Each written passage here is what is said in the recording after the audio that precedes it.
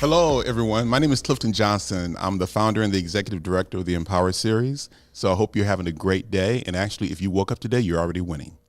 I want to thank our sponsors, which is Comerica Bank, as well as AE Media Group. And through your generous donations, we are able to do the things that we do. Our free workshops, our lunch and learns. We're expanding to Houston. We've already in Houston. We're not expanding. We're already there.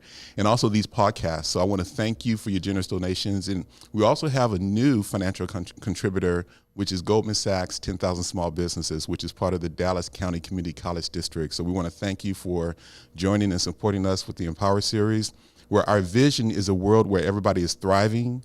And our mission is very simple. We just want to inspire everyone to thrive, to be successful, to have a purpose of what they're looking for, and take progressively steps, because when you're doing that, you're already winning. If you want to give, I want to make sure that you know how to give. You can go to our website at www.empowerseries.com, and in the top left-hand corner, there's a button for donate. You can click there and give. Also, there's an RSVP button, so mark your calendars. This coming Saturday, I will be in Houston, and I'm your guest speaker. We're going to talk about growth mindset and some success habits. We're going to have fun. So if you know anybody in Houston, or if you're in Houston, bring them to the Houston Area Urban League and the Palm Center in the 3rd Ward. We'll be there from 10 to 12. So that's the second Saturday of every month. This Saturday, I'm going to be the speaker, so please show up. And then also on the 3rd Saturday of every month and the Friday before, we're here in Dallas. So on Friday, August 16th, we have Wendy Ida from Wendy Ida Fitness coming in from Los Angeles. We're going to be at the Network Bar from 11:30 to 1 for a lunch and learn, and then the Highland Hills Library on the 17th. So please mark your calendars, share it. The only way people are going to know about the Empower series is if you tell them.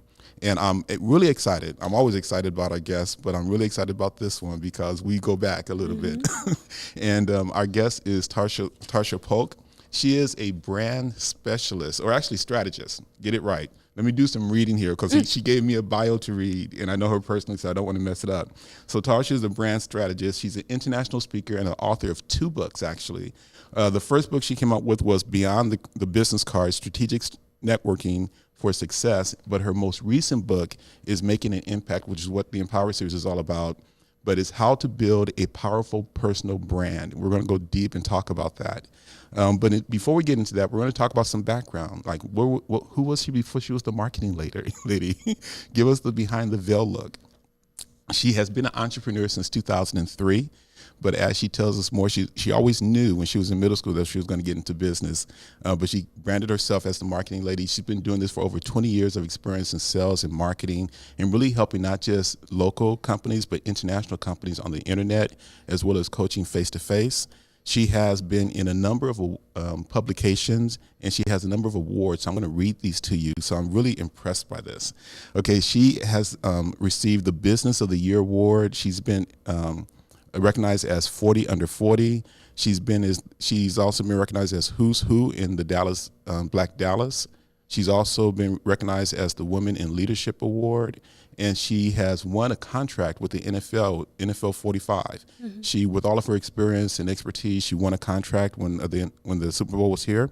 And then she also has been in several national publications, Black Enterprises, as well as the local Dallas Business Journal, the Dallas Weekly, and Voya Dallas.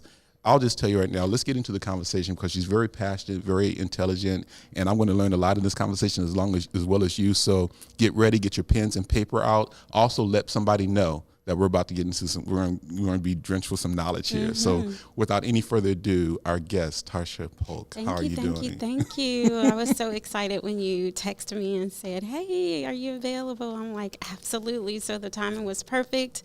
And I've always wanted to probably collaborate with you and do some things. So I'm very excited to be here, and I appreciate it. Well, you came were you at the SMU with Dennis Kimber, right? Yes, I was. In 2011. Yeah. So we started. That was the first one. Yes, that's right. And can you believe ever since then she hasn't been a speaker at our Empower series? I can't believe it. But she called me out on that when Randall Pinkett was here. That's Remember right. that? I was like, Randall, Like, you got Randall here and you got me? Know. Randall write the foreword for my book. Yeah. Are you serious? Yeah. So here's the thing, though. What's even better than you being a guest way back then is you being on the podcast today. Yeah. Because this is more one-on-one, and we're going to capture this, and then only future possibilities are going to come out of this, right? Of course. So things always happen as they're supposed to plan, right? Right, timing. And also, so we just known each other. We were thinking about, when's the first time that we really met? Because it was before. It was before then. I remember there was a lady who was doing business plans. Oh, yeah. That's how we got introduced. Right. I forget her name, though. Ooh, so we're not going to put it on blast now. Yeah, I can't remember, but that's exactly how we got introduced first. So that was several years ago. Gosh. Yeah. And time then is going by too fast. I know. But you had a radio show. You had your own podcast. You've been doing a lot. I have. And still look 12, right? Girl, let me tell you something. How you do that? I'm not telling my secrets. Okay, that's your marketing secret, right? That's my secret. I'm going to put it in a bottle and sell it. Well, here's what we're going to do. We're going to talk about some big things. Your book here goes into some background about when you really was creating a brand before you knew it was a brand, right? But I want to know a little bit about you. Where are you from? Your background? Tell us that before we get into the big things you're doing today. Yeah, so I'm from Norfolk, Virginia, born and raised. If you've ever heard of Norfolk, Virginia, it is a military town. So I'm not a brat, but my father, stepfather, all military. So that's where I came from, and just a working class family, worked hard, very supportive family, and they always say I was like one of the first ones of the grandchildren to leave, and they're like, "Don't come back. Just go, continue to do what you're doing in Dallas. Like do great things, right? No need to come back. And remember us. Yeah, just remember us." So. Come from a very big family on both sides. I'm the oldest of 5, but if you were to place me side by side with my younger siblings, yes, I'm the shortest and the younger looking one. I don't know how that happened, but yeah, oldest of 5, and my youngest sister is young enough to be my daughter, actually. So we're about 20 years apart. So just spreading it out, right? Yeah. It was all about pace. I guess so, yeah. I went to undergrad there. Went to Old Dominion University. That's in Norfolk. That's where I got my beginnings when I was there at home. I didn't come from an entrepreneurial family, just a working class family. You go to school, you get a good job, you work at that job until you retire. My grandfather, my mother's father, he retired from the railroad. So Norfolk is very much of a military town, but also industrial. So the best type of jobs is if you work on the base or if you work at the shipyard or the railroad. So those were and I'm like, well, shipyard, no. Base, no. None of those were appealing to you, None right? of those work for me. So that's pretty much where I come from and my family. So when did you leave? How old were you when you actually left? Actually, I left 2 weeks after I graduated college. Okay. And I packed up my little Dodge Neon because that's what I had. I had a Dodge Neon. And so I had met a guy. While he was in the Navy. You can't help but meet a Navy man in a Navy town. Okay, I'm glad you brought it up first. So I don't, hey, it's life. It happens, right? So he was stationed there. I met him while I was in college, and he's from here. And so once I was like, where are you from? Right, Dallas? right. Okay, that sounds better than from where I am from, right? So we packed up after graduation, 2 weeks after, packed up my car, drove here, and been here ever since. So that's been a little over 21, 22 years ago. With the same Navy person? Well, then, but not now. So that. Then, but not now. Yeah. Okay, we'll talk about that later. That's a whole nother story. That's a whole nother episode. So, since you've been to Dallas, have you moved someplace else, or have you been? No, been here in Dallas ever since. Cool, yeah. cool. Okay. Yeah. So they see you're the marketing lady now. They see this success, but like Randall says, people don't always see the process of success. Yeah. So I want you to tell me, what was an experience you had when you were growing up that, looking back now, you can connect the dots, like Steve Jobs says. But when you were going through it, it was just a journey that you didn't really see the quite value in. Yeah. So like I said, I come from a very working class family, not always, had a lot of money to do things. My parents worked as hard as they could to provide for us. And, I can't ever think of a time that I went without clothes, shoes, food, or anything, but we weren't rich, but we weren't like, that sob story poor either, and a lot of love. And, but what being in this circle of family and nurturing, you don't always get to see how the rest of the world is and how the rest of the world, what opportunities there are and what might not happen if you don't go outside that circle. So I think for me growing up, some of the things that really opened my eyes is really when I started to get involved with junior achievement. Okay. I was in middle school, and my mom, I talk to her about this all the time. I'm like, what made you want to put me into junior achievement? And she was like, baby, it was free. Right, that's the right price. She was like, it was free. And she was like, you've always been the smart one and all that. And so she put me in junior achievement, and that really just opened my eyes to business. I still didn't quite understand it. I talk about in my book how my first business experience was through junior achievement, and my very first marketing role was VP of Public Relations for my little team project when I was in junior achievement. And still to this day, my mom has the little thing that we made. We made something that we were going to sell, and so my mom still has that. So that really impacted me in terms of I didn't connect the dots. It was just an after school type of program that my mom put me in. It was fun. It was interesting. But again, at that age, you have no clue as to what you want to do. And, for a long time, my mom was a single mom. Mm-hmm. And so for me, being the oldest child, I was always like the second mother. My brother underneath me is about 5 years younger. So I was always that second mom. Mom worked a lot of hours. She worked weekends. She, bust her butt to, take care of us.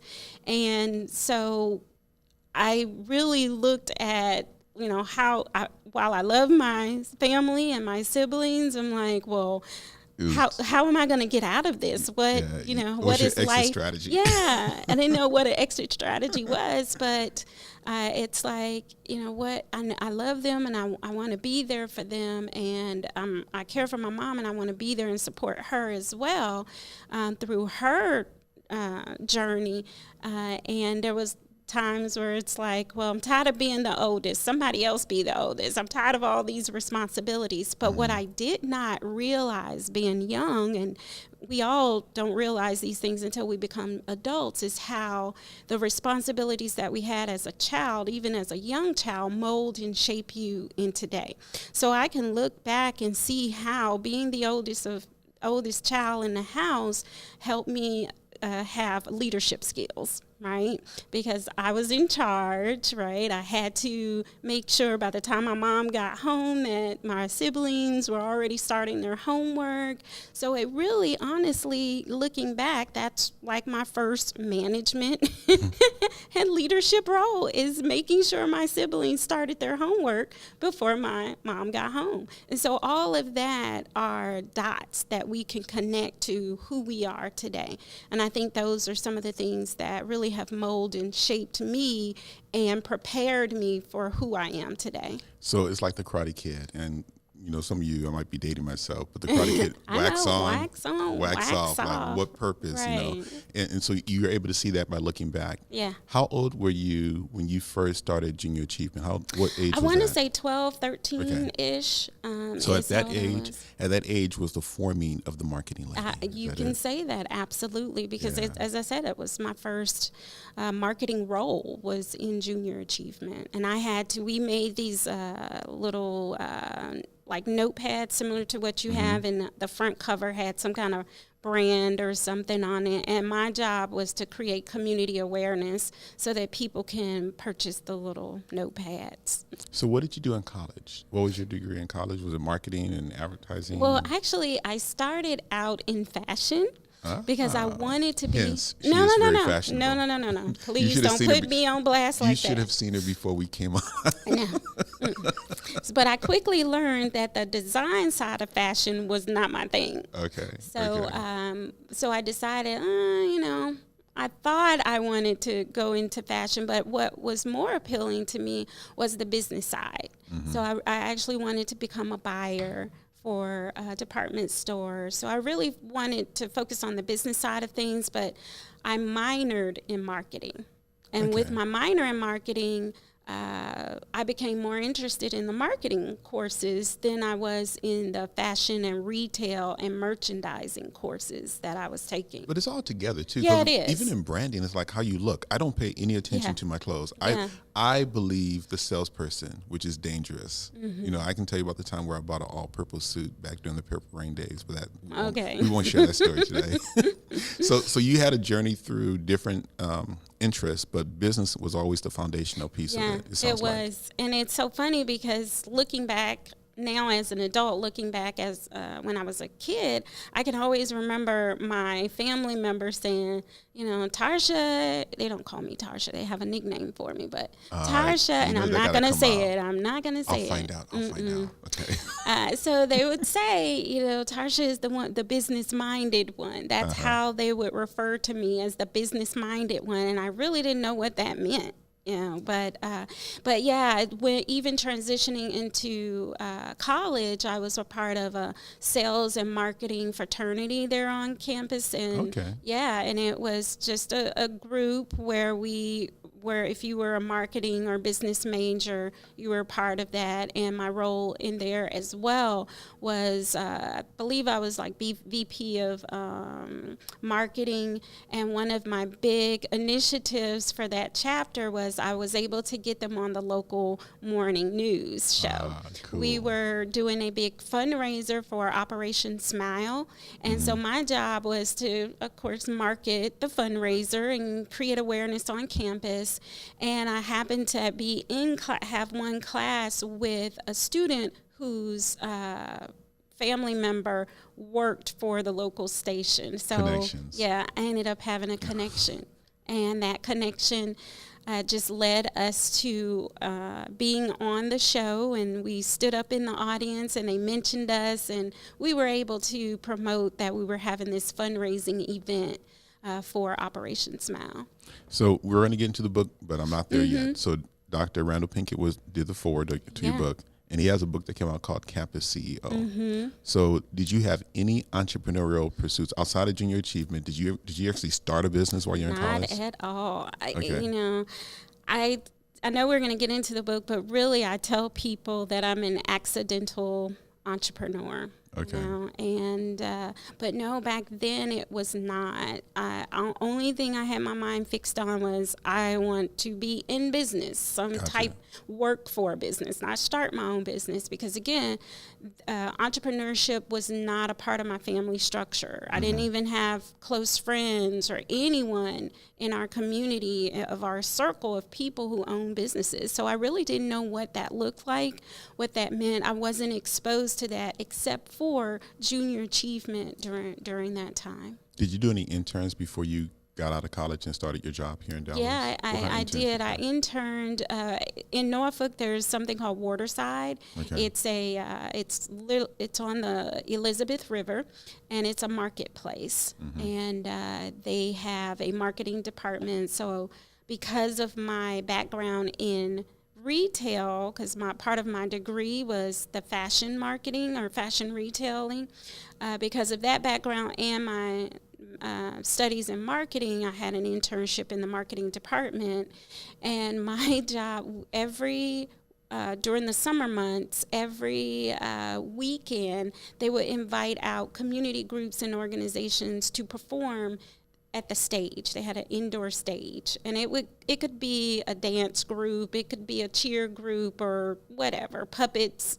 And so part of my job was to literally walk around the mall and pass out this little flyer telling people, hey, the show is going to start at such and such time. So that was part of my job. And then part of my job was to really get the merchants, because these were like small mom and pop merchants, more like gift shops, small boutiques, and to get the merchants more involved with some of the activities that the Waterside was having. So flyers is still kind of like top on the list and when it comes to still marketing. passing out flyers. Yeah. I think people still want to have something in their hands.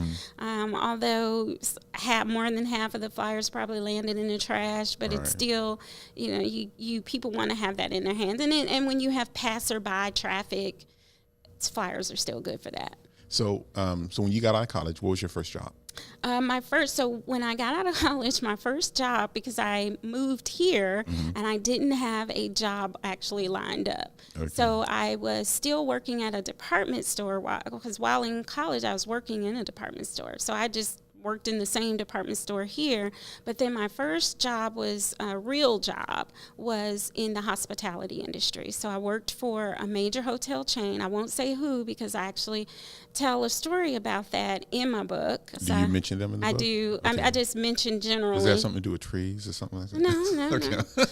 No. So I worked in the hospitality. Okay. So my first job was sales and marketing. So I was in the sales and marketing department for a major hotel chain here in the area. So that was the first one. Cool. Yeah. Cool. And then tell me about how did you slip into entrepreneurship? Yeah. So while at that company, that was really my first corporate job. And honestly, I didn't stay in the corporate industry that long. I was only in it for about 6 years before I became an entrepreneur. And really, one day, the truth about corporate America was revealed to me, and I really didn't like what I learned. While working at that company, I was in graduate school at the time. This is early 2000s, real early, when the doing business on the internet was still new and people was afraid to do it. It was like, I think MySpace was like a baby. Very new. So yeah, MySpace had just came out. So social media was not even a term. And so I was in graduate school, and my concentration was e-commerce, because I knew that, we had that .com bust, but the internet, e-commerce, and doing business online was growing and becoming a trend. And this particular hotel chain was very innovative and progressive, because they were launching a whole department to focus on how could they do commerce online. And so I decided, well, heck, if a company is launching a whole division, there must be other companies that's going to do the same thing. Let me focus on that. Okay. So I was going to graduate school. The company was paying reimbursing me for my tuition. And then once that department got up and running, and they knew that I had been going to school for that. So while I was in the sales department, I was also on a special project team where I was doing a little extra work, not getting extra pay, but just doing extra work to help get this department up and going that was focused on e-commerce. And so the VP over there really wanted me to join the team, and went through the proper channels. And when it got to my boss's desk to sign off on an internal transfer, she denied me without good reason. And that is when the truth about corporate America was revealed, that someone else was in control of my destiny. And I really did not like that at all. So that's the truth, that you're working for somebody else, someone else is like your boss, and other factors, politics and everything else are influencing factors. And that was what I learned, is that it was more of a lateral move, and she could have done it. Gotcha. And there was a whole other, later on I learned the reasons why, but it just wasn't justified to why she denied it. And eventually, once I took my concerns up the chain. They tried to keep me, but I was much younger then, and my my ego was like, no. I'm out. Deuces. Peace. So what did you do? Did you go to another job, or did you start looking for entrepreneurial? No, I was networking to find a job. I mean, I think at that time that might have been closer to the time when we met, because I was part of the Black MBA Association here in Dallas. So I was going to a lot of their events just to network, because I was looking for a job. I wasn't looking to start a business. Remember, entrepreneurship was not in the forefront of my mind. I probably didn't even know how to spell entrepreneurship back then. And hence your first book, Beyond the Business Card. Strategic Networking for Success. Did you write this book around that time? I did not. Okay. I didn't, but I'll tell you how I came about writing that. So, I was actually just networking. I went to chambers. I went to Black MBAs, just all kinds of professional organizations to network to find a job. But because it was early 2000s, small businesses were still using that thick yellow book. Remember that book, the Yellow Pages? Yep. And so they didn't have websites. They were hearing about getting an online store, getting an online presence, but they weren't sure what that was. And because I was networking, and when people asked me, what is it that you do? I'm like, I just finished grad school. I have a background in marketing and e-business, online business. They was like, oh, can you help me get my website up? People say I need to be on this internet thing. I don't even know how to do all that. Can you help me? So by accident, small business owners kept asking me for assistance with getting their online presence set up. And so I started out with just like pro bono stuff, but then after a while, I'm like, it is time to charge people for this. Time to get paid. To get paid. So by accident, just from networking for a job, in turn, I started to network and started to build that brand called The Marketing Lady. Okay, so that's when it became the marketing. When did you come? How did the name come up? So I eventually did get a job because I had some student loans to start paying. You needed a paycheck. Right. I got you on that. And it had 6 months before those payments started kicking in, so I had to get a job. But I continued to do some stuff on the side, and I continued to network, and I kept networking, and people started to remember who I was, and they remembered that I did marketing. So years after, maybe a couple of years later, I was at a networking event, ran into a gentleman that I had met in the past, and he said, I remember you from such and such an event. You're that marketing lady, aren't you? And I was like, oh, yes, I am the marketing lady. And that's really how... That marketing lady. Yeah, he was like, you're that marketing lady, aren't you? I met you at such and such. And so I kind of toyed around. I had actually had a different name for my consulting business, but that little name kept lingering in my head. And so, no, it wasn't present anywhere online. Nobody had it. Nobody was using it. So I changed my whole brand and kind of built this identity and brand around the marketing lady. Okay. So I want to get into a couple of things. I want to talk about your book and what inspired you to write it. But then I also want to make sure that we have time for you to share your wisdom, given your journey and your experience and what you've learned. There's a lot of other people at different places of that journey, and you can tell us about some of the hard things you went through and what advice you would give somebody else if they're going through the same thing. Yeah. But first, tell me about what inspired this book, the most recent book. Yeah. So what inspired me to write this book is simply people just kept asking me all the time, I see you everywhere. They would not remember that my name was Tarsha. They would remember the marketing lady.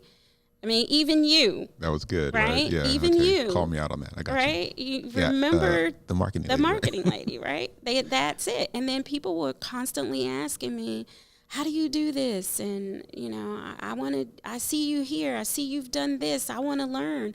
So eventually I changed the structure of my business from providing mostly marketing services to providing marketing coaching. because people wanted to create a brand like I created for myself. So that led me into creating focusing on personal branding. Okay. And so over the years, so many people kept asking me about how I got started. How did I come up with this? How did I get the contract with the Super Bowl? I said, you know what? I'm just going to put it in a book. And that's what this is, That's right? what that is. Okay. It's my story, it's my journey, and it's my impact, all in one book. I like that. So did you know Randall before you met him at the... Yeah, I did, actually. How did you meet Randall? So 2006, I believe it was, Black Enterprise had their conference here in Dallas, and I volunteered because I was a member of the Black MBA chapter, and I volunteered, and I was just truly blessed to have a volunteer position that would give me exposure to some access and exposure to some of the high-profile people at that event. And Randall was one of those people. Okay. And so I was able to connect with him back then. But I also had a great relationship with Valder Beebe. We talked about her. Yes. And, I want to give her props because she is really a trailblazer and pioneer when it comes to podcasting and internet radio. And so I was on assignment. So she was like, well, you're already going to be there, and, I'm going to give you a media pass. I need you to go interview Randall Pinkett for my... Oh, okay. Yep. So when I tell you that was some favor, right, I was just there to volunteer to stuff bags. That was the volunteer role. And you're interviewing And Dr. I'm Randall interviewing Dr. Randall Pinkett, the first African-American apprentice runner. Yeah, so that is our first interaction when I interviewed him back then during Black Enterprise, and his article was in that paper. And then the second interaction was when I had my own podcast or internet radio show. I reached out to him and his people, and he remembered. So I started my podcast back in 2007, 2008 timeframe. So I reached back out to him and I said, hey, I have this podcast. Would love to have you as a guest on my show. So that was the second time that we connected. And by then, we were full-fledged Facebook friends, by then, and LinkedIn and all that. So social media was, was blowing up. So we were connected and we stayed connected there. And then the third encounter was when FraserNet came to Dallas. Yeah. Right. And so, again, I was blessed to be part of a committee with the FraserNet team and just was able to have access to Randall and chit-chat with him, hang out with him for a little bit. So that was the third time. And so when I was really thinking about what's interesting, hate to transition, but what was interesting is back then I had not even, I think back then I had just started to get into personal branding. I was still focusing on marketing services and transitioning my company to focus on coaching people how to turn themselves into brands and build their own personal brand. And when I interviewed Randall, the article was on how he was going to leverage his win on The Apprentice to build his personal brand. So really, Randall was the first interview or article I actually wrote on personal branding. And what's interesting is that Dr. Randall Pinkett was a well-accomplished brother before The Apprentice. Yes. On top of the fact that he's an alpha, right? Yeah. But, 5 different degrees. Yeah, it's a Rhodes Scholar. Very well accomplished as well. And then how do you use that platform of being on a show and winning? And actually, if you want to hear the story, you can go Google the Empower series, because he talked about that at our Lunch and Learn, as well as at the Barack Obama Male Leadership Academy back in 2017. Yeah. So if you just Google Dr. Randall Pinkett Empower series, you can see at least 3 programs where he shared his story and shared some great insight for us in the Empower series community. So back to you now in your journey. And the fact that you've gone through these sets of experiences, fall into this entrepreneurial journey, and you're building your brand, and people are coming to you, which is great for people to come to you. Yeah. Right? I'm like, no, I'm trying to do something else. Why are you coming to me for this? Yeah. So that's definitely your calling, right? Yes. People are coming to you. So give us some roundtable advice of things that will be beneficial for us to know. Because in the Empower Series, here's our purpose. Our purpose is to give people hope. So whatever they're struggling, wherever they're going through, have hope that you can get through. There's meaning to it. So you might have to look back to see the meaning, but have hope that there is. Yeah. Be inspired to take action. Just don't sit. And also to be educated. So educate yourself by reading books or seeking a coach or a mentor, and then connect with people. So in this show, what type of information would you dispark or give to the Empower Series community, given your set of experiences to help us, keep the faith? Yeah. So my book is Making an Impact, How to Build a Powerful Personal Brand. And I came up with the making an impact first, because that was the most important thing for me is, I know what my mission is. I know what my purpose is. It took probably 25-ish years for me to figure out what my purpose on this earth is, and that is to inspire people to live their dreams through entrepreneurship. And because I know what my purpose is, I know what my impact is, and I know how to inspire others to figure out what is your purpose, what is your why, what is the thing that brightens your eyes, the thing that you think about all day long, the thing that you would do for free, the thing that you talk about the most that your friends and family are so tired of hearing you talk about. That is your why. And what my message would be is build your brand, build your company around that why, because that is your purpose. And just like Empowerment Series has the purpose of, educating, getting people connected. Every single thing that you do, your plans, your strategies, the steps that you take, the people you interact with is in alignment. And so my advice would be, if you don't know what your purpose is, your why, find out, right?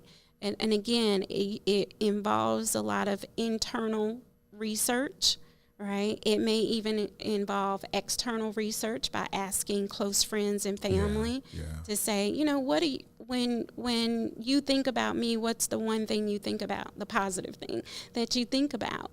Because usually that is part of your gift, your talent, and your why is usually centered around that.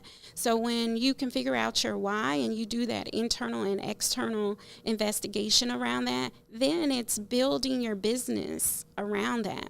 I like to give the example of Herb Keller, who was the CEO of Southwest Airlines. And when you think about, if you've ever met him, I've never met him, but I've read a lot about him and his personality. He was a fun guy, crazy, caring. He loved people. And so if you think about how he knew what his mission and his purpose was, right, is to make people laugh, to make people have a good time, right? And so he was able to incorporate his own personality, his why into building a brand called Southwest. So for forever, when we get on a plane and see those little hearts, we're going to think about Herb Keller, because we know that that's his love for people is where that heart came from. When we get on that airline and we hear the jokes and the type of service they give, we know that came from the CEO founder's why. And so when you are trying to build your brand or even build a business or expand your business, if you're leaving out the purpose and the mission behind it, then you are missing out on an opportunity to make an impact on the community. You're missing out on an opportunity to make an impact on your customers, and you're missing out on an opportunity to make an impact on your stakeholders. So one of the big things, we spend all this time doing stuff, like we get up in the morning, we sometimes don't even work out. We put our health on the back burner just to do a task, right? With that being said, though, I think it's very important. So the one thing that people can do from here is commit to doing the hard work of determining what your purpose and your why is. So some people may know, but I bet you there's some people sitting out there saying, well, I don't know. How do you do it? Well, like anything else, you Google it. Like how do you determine your purpose, right? And so I kind of wonder, like, when Google doesn't know, where do they go? But that's a different question. but I would Siri, say you go to Siri, right? but figure out what your purpose is. That is the biggest thing, to really spend some quiet time, go internally and find that out. And then once you're able to find that out, step number 2 is then what? When you find out what your purpose is. Yeah, it's building your brand around that. So if, again, my purpose is inspiring people to live their dreams through entrepreneurship, right? Okay. So that meant that I became involved with entrepreneurial groups and organizations, so that now my brand is in alignment with that.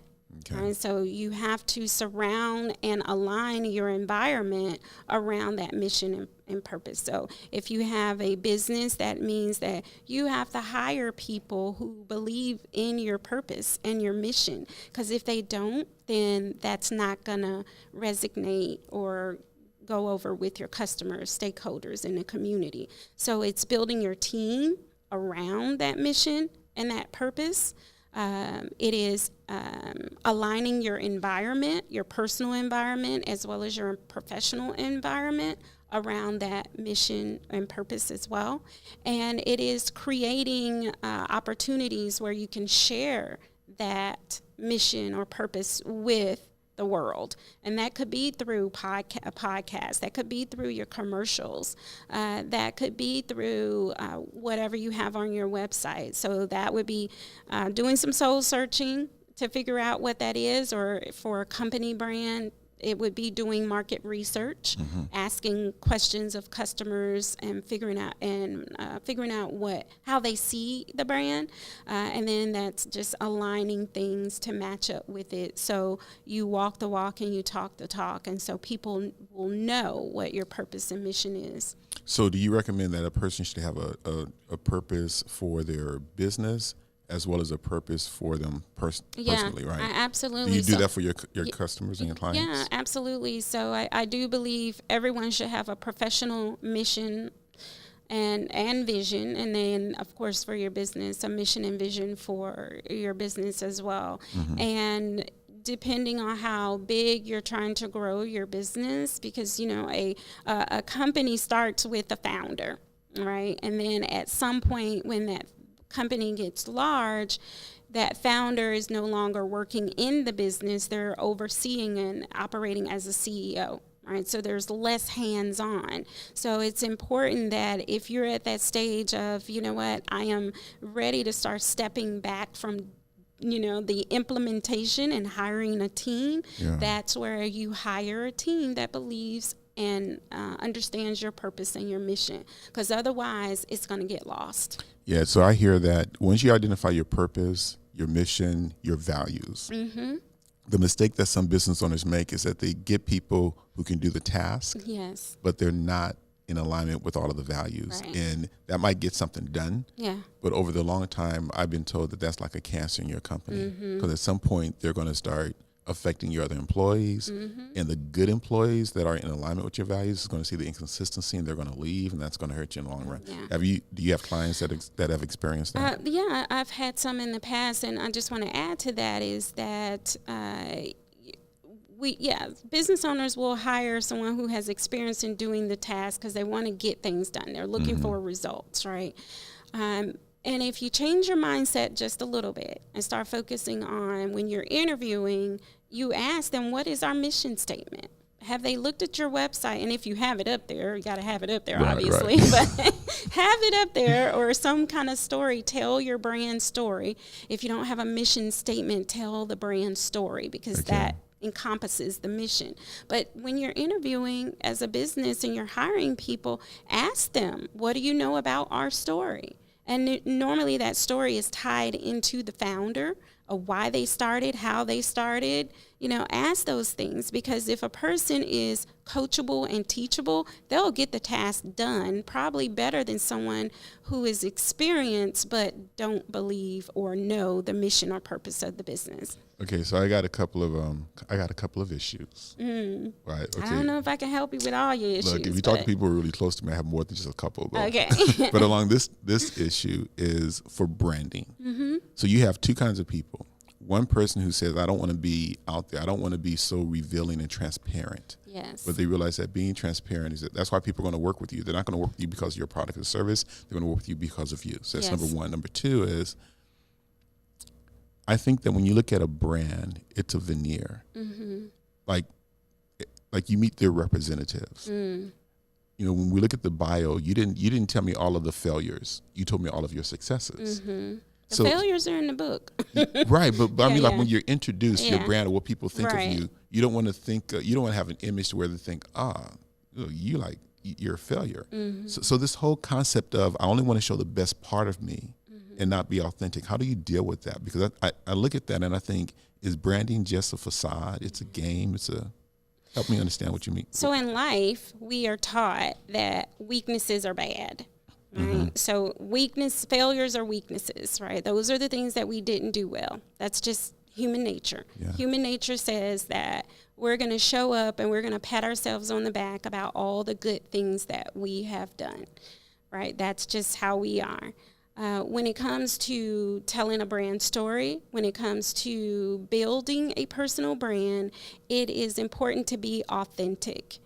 And when I mean by authentic, that means showing up as your best self, but also showing up as your best self and how you became your best self.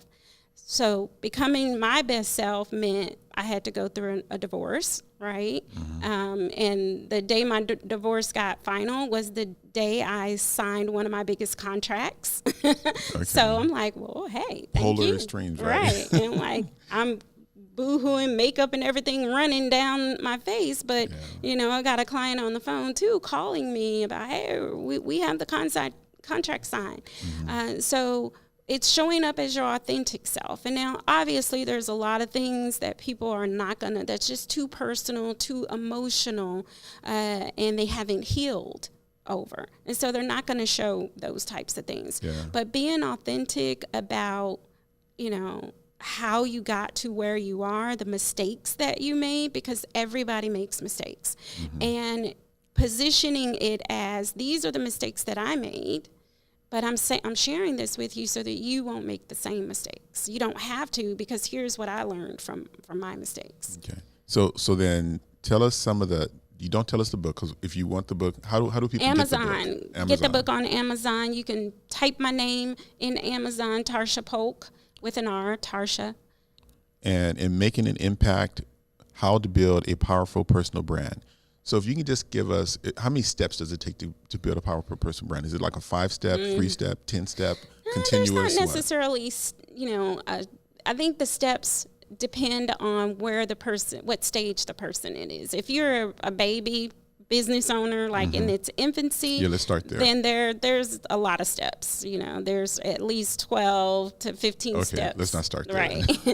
But categories. Yeah. The first would be to identify your calling, your purpose, right? That's right. Is that step number one, or is there something before that? Yeah. So purpose. So you definitely want to understand what your purpose is. So the approach that I take, because it is difficult to know what your purpose is. I actually take clients through an assessment. Okay. And it's an internal assessment and an external. So they assess themselves and say what their values are, what their talents or skills and so forth. But then I survey friends, family, colleagues, employees, because how we think we're showing up in the world might be different.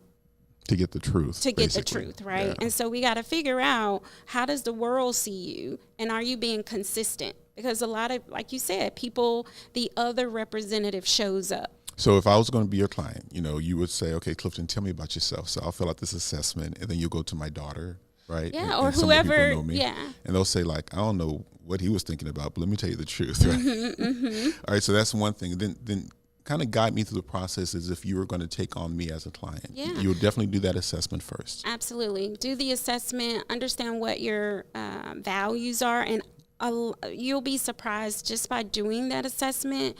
You'll see some key themes come out of that.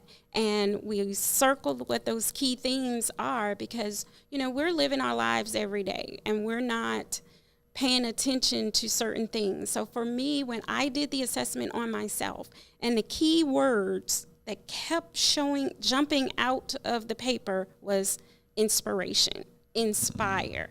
Those every single year I do the assessment on myself, those words keep popping up. So eventually, I was like, okay, stop looking for something that I want to look for and pay attention to what the world is showing me.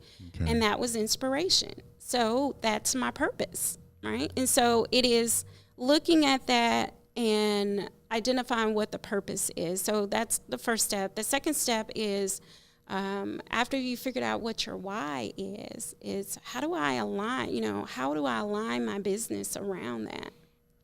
So I really talk about building a brand with purpose. I believe that's chapter 2 in the book. Okay. And so I talk about how do you build a brand with purpose?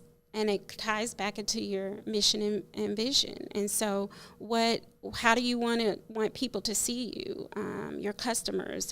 What's the thing that you want people to say about you when you're not in the room? So building is aligning the business is the next thing. So we might evaluate customer service. So if inspiration is a theme that keeps coming up, is how are you inspiring people?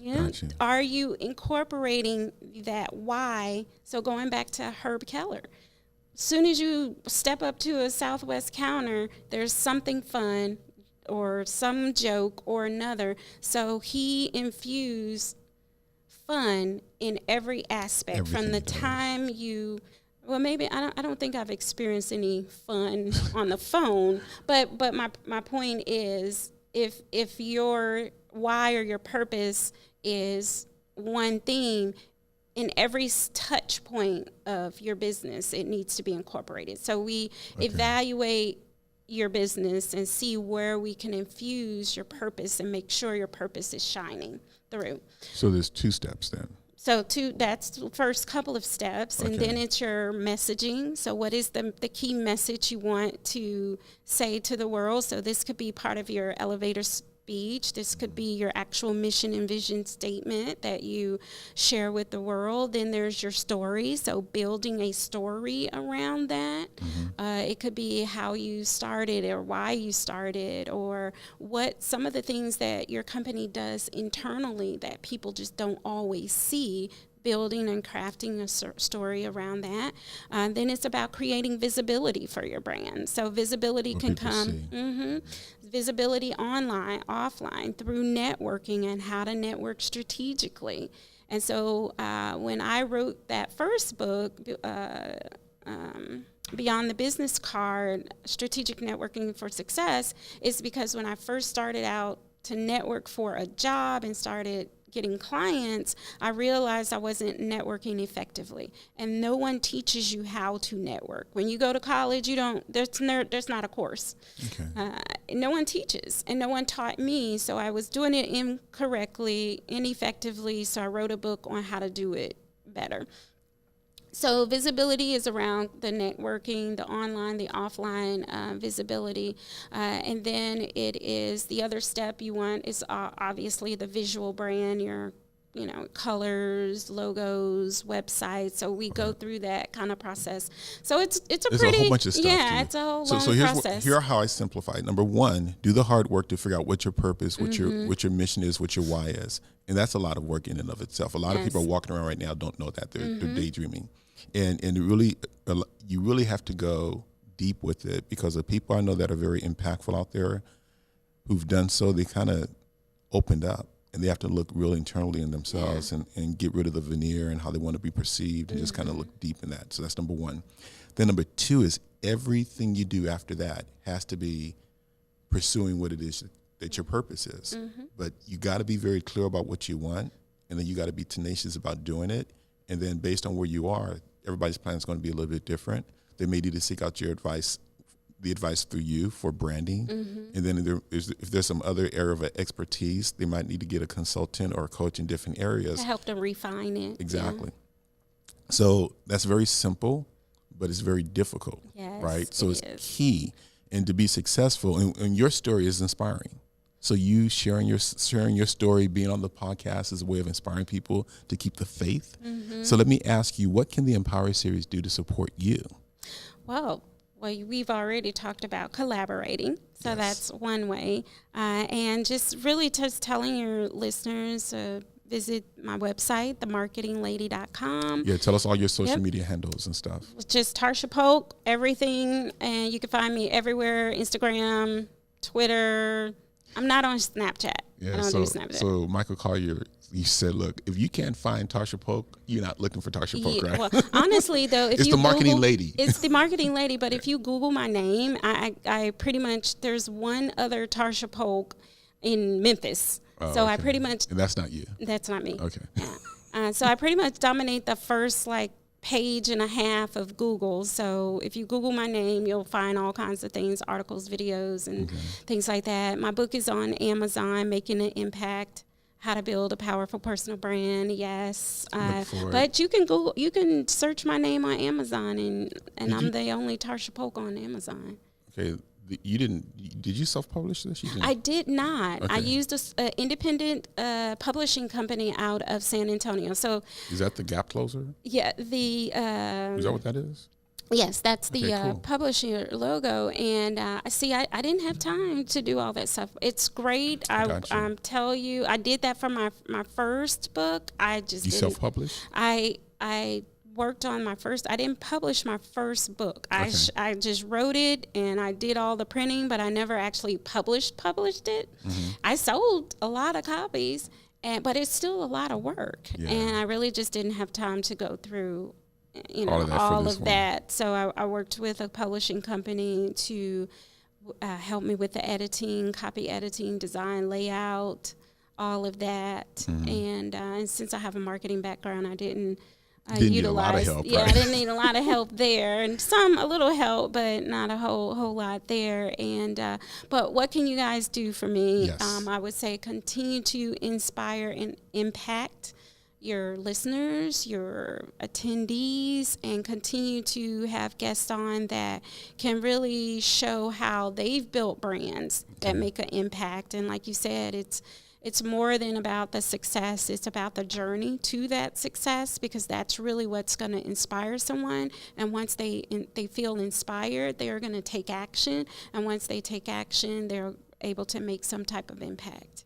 Okay, so one of the things, before we leave, we were talking about the fact that there's an organization called TechSoup out there. And TechSoup is an organization that every nonprofit should be involved in. They provide a lot of free or discounted services for nonprofit organizations. One of the things that they provide is access to Google Suites or Google, a suite of Google products. One of the products is to be able to have $10,000 a month it's called Google Grants or ad grants. And you can have $10,000 a month in text Google ad grant or Google ads. So I don't even know what I'm talking about. But the point is, we have that as a nonprofit, but I don't know what to do with it. I don't know how to use it.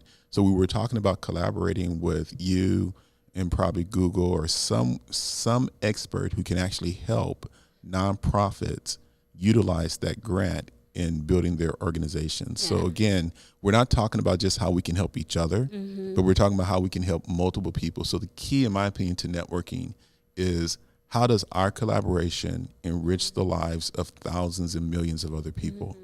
That's because we're all about inspiring and all about helping. So I want to thank you for spending an hour with me.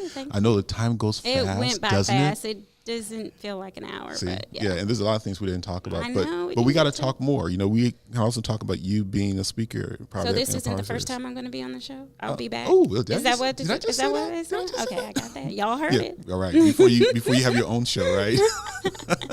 But again, thank you for spending the time and watching. Want to make sure that nobody ever wastes your time. Make sure you get value out of this. If you find that this was valuable for someone else in your circle, don't keep it to yourself. Share it. Mark your calendar for this coming Saturday in Houston, the 16th and 17th in Dallas. And also, we're doing our first fundraiser, y'all. The first Empower Series Fun and Fit fundraiser, which is at Fitness 360, which is off of Live Oak. It's on the 24th. So I'm going to post that on Facebook pretty soon. So if you haven't liked us on Facebook, please do.